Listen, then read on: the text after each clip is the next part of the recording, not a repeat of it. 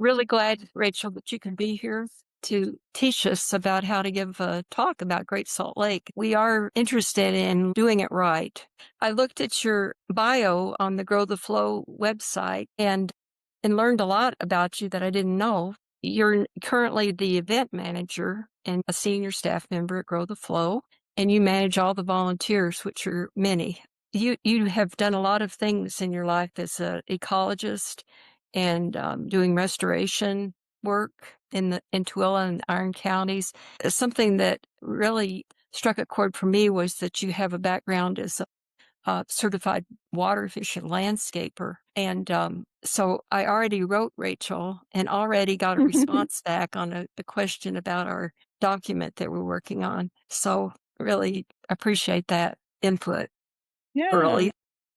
I So thanks actually so much. just barely got certified this year, so pretty new to it. But the goal was to help people with water-wise landscaping because we need more water to go to Great Salt Lake. But yeah, I guess I can kind of start then. So you kind of introduced me already. Thank you. One thing I did want to share also is that I have South African parents, so I'm a first generation American. I want to grow my roots here. I want to stay here and have family here. And so parents were really excited to go to the Great Salt Tear and go to the beach. And then they got here and they were like, oh, I guess that's not a thing. So, maybe one day I'll get to go to the beach with my parents at the Great Salt Tear. But yeah, I also have a degree in plant biology, so that's how I got into being a field ecologist for a couple seasons. And I live in Sandy. I used to live in Sugar House, but now me and my fiance just bought a home in Sandy, so trying to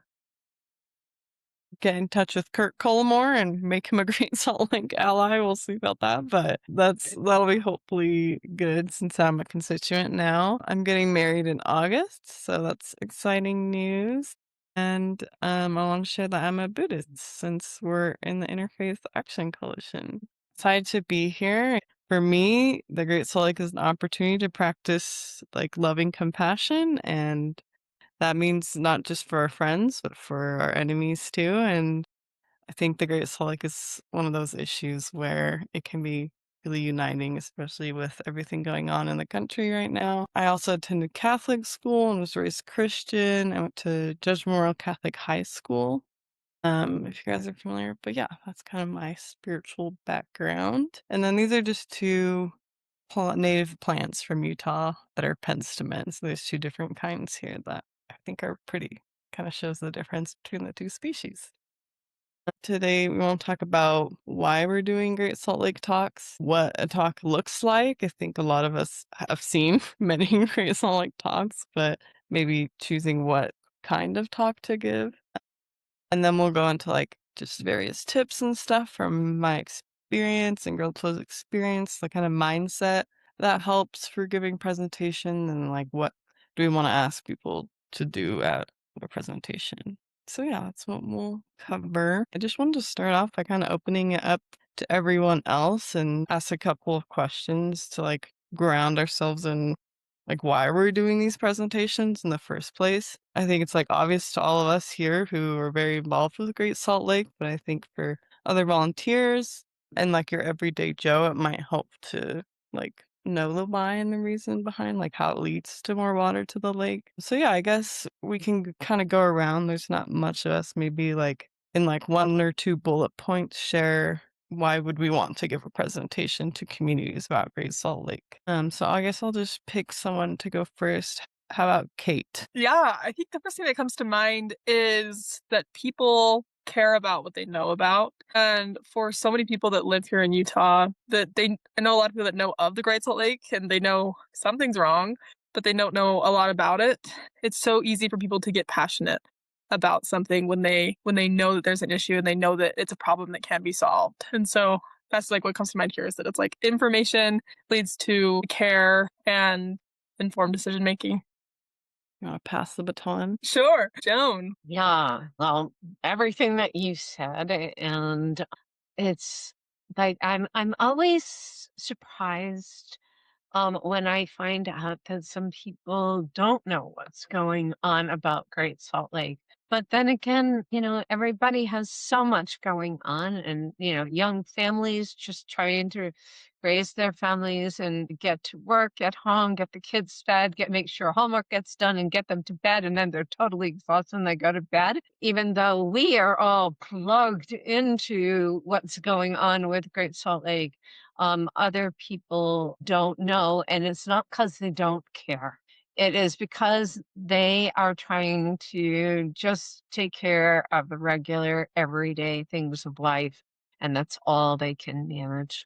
And so, we're there to share in a way that they can take it away and share it with others. So I'll pass it to Helene. Well, we moved here 35 years ago, and I was mentioning to a bunch of people we're going to take an adventure and go swim in the Great Salt Lake. And everybody kept saying, why? Why do you want to go there? It seems like the local people just take it for granted. And it really wasn't on the radar as a place to recreate. So we have to even broaden that. It's not only a place to recreate for people, but also for animals and birds and fish.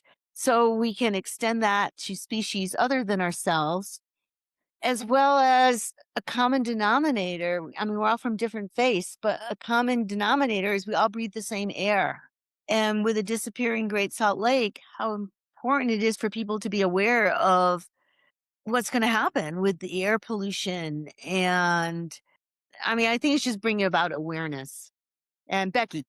Yeah, I also would like to increase awareness because some part of me wants to kind of ring the alarm bell for people, but I don't want to do it so rigorously that I turn people off in a way so that they're so frightened that they get immobilized. For me, I'd like to figure out a way to do it so that they feel motivated to make even small changes. To me, that's probably what's going to have to happen if everybody would make a little small change. And it feels to me like if we did get the faith community really on board with this, that could be quite a number of people who could make small changes if we could get them on board. So that would be one of my goals, is to try to get a lot of talks out there to the whole community if we could. Cass, welcome. Okay, so my reason is mostly for accountability,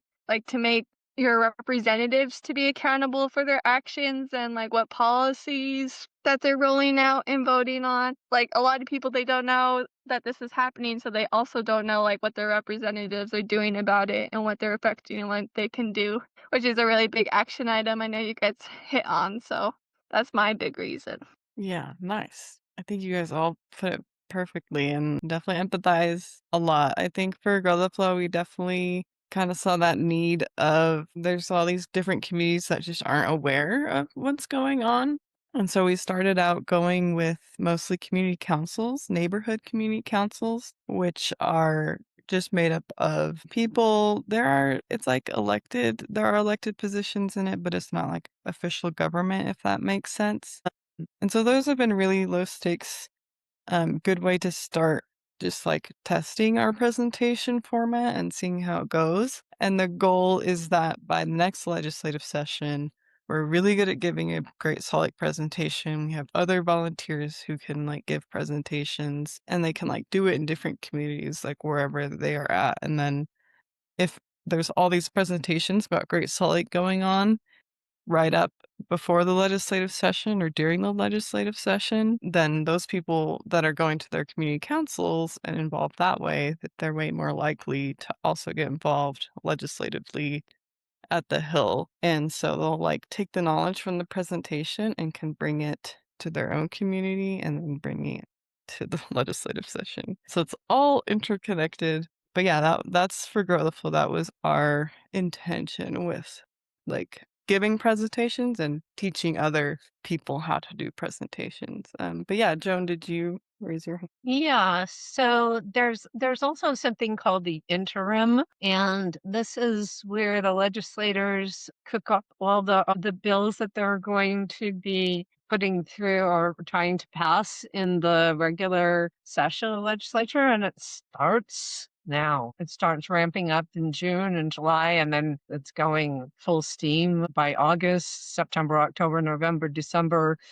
And that's how we get those bills. And I know we start where we are and we go as fast as we can, but sometimes slow is the only way we can go. This last bullet point or approach, I think it would be good to start now because those bills are percolating in the minds of our legislators without our input right now and will be throughout the summer. Yeah, I think now's the time to start building those relationships with legislators and water district managers and people like that who will be at the table when it comes to drafting legislation. So yeah, for like me, I live in Sandy, so Collimore is an example of a legislator. I'm gonna build a relationship with Okerlund, who did like the overhead turf bill. Like I think building a relationship with him again, seeing like how we can help get that passed next session. But yeah, to kind of bring it back to presentations, it helps people in the community because we're empowering them with knowledge and they can use that knowledge to make decisions about their future. And they can use that knowledge to go to their leaders and say, hey, like, you should be concerned about this too. So yeah, so done well, we can empower people to take action and like develop leaders. We can grow just the Great Salt Lake Coalition and build political power. And we also change lives and give people the opportunity to make a difference. I think that third one is really key. It's like the mindset that we want to have, that we're not asking people to give something, or inviting them to be a part of the world's first saline lake rescue and inviting them to be a part of the solution. And that is way more motivating to people. So yeah, there was like a YouTube. Oh, here it is. So we're not going to watch it together, but I just wanted to show you guys where to find it. But I'm sure we've all, well, many of us have seen Ben Abbott speak. But that would be an example of what a really well done Great Salt Lake presentation can do. And so this is a link to one of Ben's talks last year. We had like a dust forum and it's 22 seconds in, but you can like watch that later if you want. And I'm going to quickly switch my screen. I shared this with Becky, and I think Becky can share it with everyone else, but we made a Great Salt Lake presentation toolkit, which is kind of just the stuff that we've been using for presentations, like with volunteers and stuff. And I have presentation tips. I have this presentation that I'm giving right now, and then these short and long format. So the short format presentations would be for, like, say you're going to a school and a teacher invited you to give a talk that's like 5 to 10 minutes to class. This would be that kind of format. And it's all audiences. There's an all audience one. So what I mean by audience is mostly like political ideology. So in Salt Lake, it would be safe to do this bottom one that says Salt Lake audiences, but I maybe wouldn't give that same presentation to rural farmers in Logan, if that makes sense, because they don't care about social justice issues, honestly. And so it would be more strategic to focus in on like agriculture with them. And so the Salt Lake one more catered for Salt Lake people. More like they do care about social justice issues, but care more about their Yeah, like agricultural. it's not going to move them to take action for Great Salt. Right. Yeah.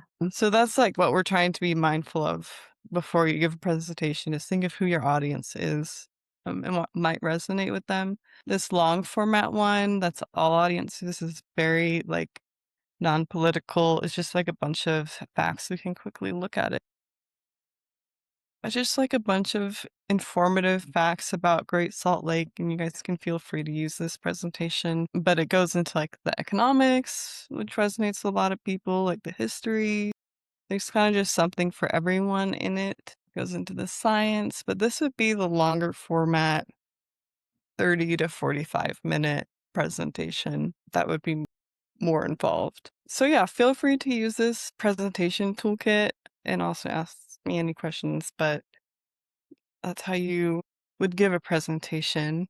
I would like give you an example of a Great Salt Lake presentation, but I feel like I would kind of be preaching to the choir telling you guys. So we'll skip over that for now. But these are just some tips that I've learned from Brandon. So Brandon is a consultant of ours who is the founder of Unify. And so they do a lot of grassroots organizing training. And so I got a lot of this knowledge from her. But yeah, this tip, be the thermostat. This is all about when you're giving a presentation, just your tone matters and you want to be like excited to be there, happy, and like have a positive body language. Another tip is to share your story. So before the presentation starts, maybe as you're introducing yourself, like sharing why you personally care about Great Salt Lake and what your values are, and like using imagery. And an example, I had a volunteer once tell me a story about how he was at the Bear River Refuge and he saw an eagle standing in dry riverbed wondering where the water was. And I was like, that imagery is like so powerful and like you can connect with that. Or a lot of people will describe walking super far to the lake's edge. Those things that's like people can relate strongly with emotionally can kind of perk people's ears up and kind of break down emotional barriers, if that makes sense. And it's also kind of like what Becky was saying. We don't want people to shy away from the scary stuff. By focusing on your story, that can make someone connect with you better. But yeah, 90% of people's decisions stem from emotion. And so that's why you want to try to connect with your audience on a personal level. But yeah, another tip is just respecting the time of whoever you're presenting to. When I've been doing these ones at community councils, they're on like a really tight agenda schedule, and sometimes people go overtime. And so I would just stress at the beginning of your presentation to please ask questions at the end of the presentation to make sure you can get through all the really important stuff that you need them to know. And you can like offer to stay after the meeting if there's time. But yeah, I would just make sure you're respecting everyone's time. First impressions matter. So, tips for after the presentation. If there's time for questions, then let people ask them. What I've experienced a lot is people ask me a question and it's really more of a comment than a question. In those cases, you would employ the yes and strategy. It's kind of like an improv thing, but you would acknowledge them, like kind of repeat back what they said to you and repeat the value of what they were saying, and then connecting it back to what the Great Salt Lake mission is, if that makes sense. For example, I had someone once suggest they thought that desalinization and cloud seeding were like really good solutions for saving Great Salt Lake. Obviously, Grow the Flow, we don't agree with cloud seeding. We would rather that money be spent on other things. And so instead of just telling them, oh, you're wrong, I was like, yes, those are promising and we could get more water in certain areas at certain times, but science shows that it's not scientifically like proven to actually raise the lake. Kind of like that, where you're acknowledging what they said. That's just one that is front of mind for me. Another tip is to try to connect with people afterwards. So if there's someone who had a lot of questions and seemed really passionate about the issue, maybe trying to pull them aside afterwards and being like, I noticed you really care about Great Salt Lake. Like there's a great community and there's lots of ways to get involved. Would you like to meet? And I can talk to you about what those things are. And that kind of goes into making it actionable. So asking people to get involved. So at the end of the presentation, you don't just want to be like, okay, and yeah, that's it. We're all gonna choke on arsenic dust and good luck. You want to give people something to do. And so what I like to do is kind of see what the most up-to-date news is. And so maybe if I were to give a presentation, if I was giving one last week, I would have made the ask, come to the data center protest, kind of keeping that in mind. Or if there's a rally coming up, I would invite them to the rally. Just having something for them to do so that those people who are really jazzed and want to do something have that next step right there and then. And I would also put your like contact information up on the screen, just because a lot of the times people will reach out afterwards and be like, thank you, like I had a question, and that's an opening to connect with that person. So, yeah, some other tips is to breathe. It took me a long time to learn this presenting, but I would just talk and talk and talk and then forget what I had needed to breathe and then do a really awkward presentation. So remember to breathe. It's can be emotional when you're like showing a dust storm video, and it can be stressful, and this is a big issue. So acknowledge that, take a breath. It can be like endearing if you're an audience member and you're like, this person doesn't usually give presentations, but they're doing it anyways because they love Great Salt Lake. That can be endearing. And I've had volunteers like that who have done it, and I'm really proud of them. Another tip is to amplify hope. So if you get a lot of questions at the end that are very pessimistic and negative, I would just really, really try to always flip it back to hope. Even if you like totally agree with what they're saying and it is true that what they're saying is really depressing and negative, it's important to focus on hope because it can be debilitating if you have all these scary things thrown at you. But yeah, we've just found that it's a lot healthier of a community vibe if you focus on hope. I think that's would be like the last thing that I try to talk about in a presentation is that we could be the first community to save our Great Salt Lake, that we have time still to save the Great Salt Lake, that it's not too late, and that everyone could be a part of the solution. Using that kind of language is a lot more effective at getting people to act. But yeah, I shared this earlier, but this is how you can give a presentation. So first, preparing your materials, your presentation that you're going to do, catering it to the audience you want. Once you do find an audience to give it to, it could be a faith group, book club, classroom.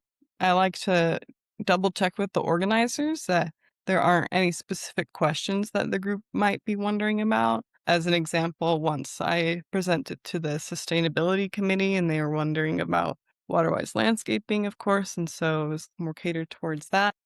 Another thing is to find a buddy. I think it's better to present with two people because you can bounce off each other. You can do one slide at a time. And then if there's a question that maybe you don't know the answer to, half of the time the other person knows the answer to the question. Plus, it can just be less nerve-wracking to have someone to do it with. And then also by having a buddy, they can help you with kind of the follow-up afterwards. If there's anyone from that meeting who wanted to get involved, they can help you get that person involved. And then, yeah, the last step is to present. Another thing is to make sure if you have the video of the Great Salt Lake dust storms, making sure that it works. Because if you share a PDF, it's just like a static image. And so I would share like a live link or something with the organizers so that you can show people the dust storm. Because I feel like that is probably the most impactful part of our presentation is showing the dust storms.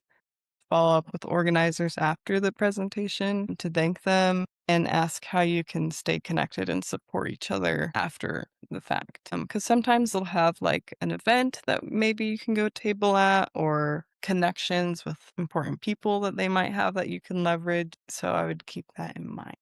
Is there any questions? Do you like to give handouts, Rachel? What do you how do you feel about that? I think it depends. If it's like a quick thing and you only have 5 to 10 minutes, I would give handouts.